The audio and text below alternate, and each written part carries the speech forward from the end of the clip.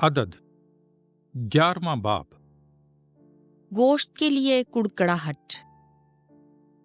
और लोग मुसीबत ज़दों की मानिद कुड़कुड़ाए तो खुदावंद ने सुना और उसका गज़ब भड़का, तो उनके दरमियान खुदावंद की आग शोलाजन हुई और खैमागाह के एक किनारे को जला दिया।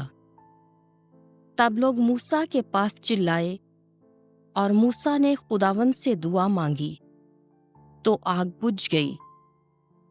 सो उस जगह का नाम ताबीरा रखा गया, क्योंकि खुदावंद की आग उनके दरमियान शोलाजन हुई। और मखलूत आदमियों ने जो उनके दरमियान थे हिर्स से ख्वाहिश की, और बनी इस्राएल उनके पीछे चले, और वो भी रोए और कहा कि कौन हमें गोश्त खिलाएगा। हमें वो मछली याद आती है जो हम मिस्र में मुफ्त खाते थे, और खीरे और खरबूजे और गंदना और प्याज और लहसुन, और अब तो हमारी जानें सूख गईं। मन के सिवा हमारी आंखों के सामने कोई चीज नहीं। और मन धनिये के बीज की मानिंद था, और उसका रंग मुक्कल के रंग का सा था। और लोग इधर उधर फिर के उसे जमा करते और चक्की में पीसते या उखली में कूटते और उसे हांडियों में पकाते और उसके फुलके बनाते थे। और उसका मज़ा तेल से पकाई हुई रोटी का था। और रात को खैमागाह पर शबनम पड़ने के वक्त उस पर मन गिरता था। जब मूसा ने सुना कि लोग अपने खानदानों में हर एक अपने दरवाजे पर रो रहा है और खुदावंद का गज़ब बहुत भड़का, तो मूसा को बुरा लगा।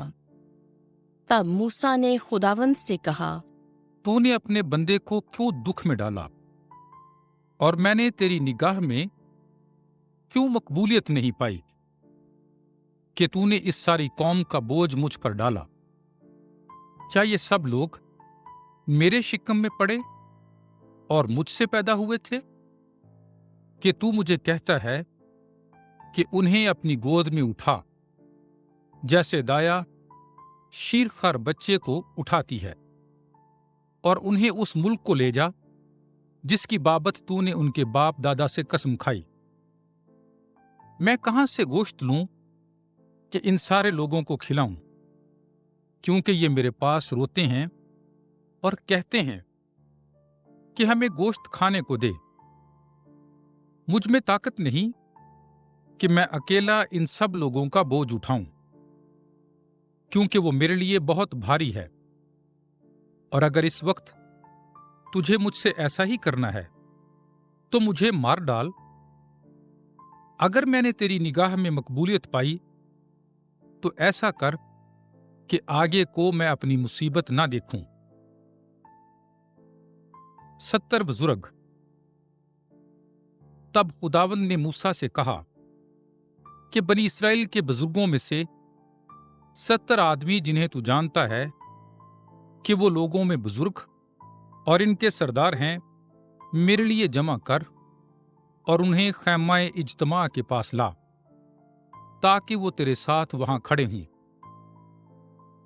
तब मैं उतरूंगा और तेरे साथ वहां बातें करूंगा, और उस रूह से जो तुझ में है लूंगा और उन पर डालूंगा, ताकि वो तेरे साथ लोगों का बोझ उठाएं और तू अकेला ज़ेरे बार न रहे।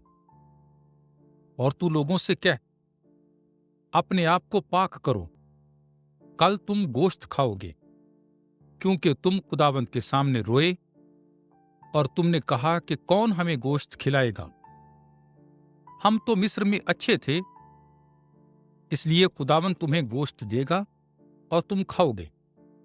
ना एक ही दिन खाओगे, ना 2 दिन, ना 5 दिन, ना 10 दिन, ना 20 दिन, बल्कि महीना भर, जब तक कि वो तुम्हारे नथनों से ना निकले और तुम्हें उससे नफरत ना हो जाए। क्योंकि तुमने खुदावंद को जो तुम्हारे दरमियान है हकीर जाना और उसके सामने रोए और कहा कि हम मिस्र से क्यों बाहर निकले।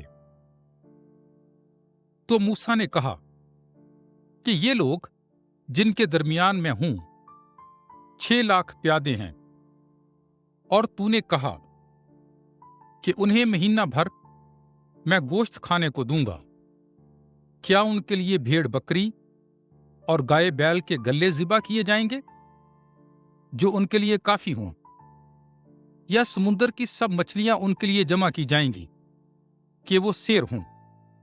तो खुदावंद ने मूसा से कहा, क्या खुदावंद का हाथ छोटा हो गया है?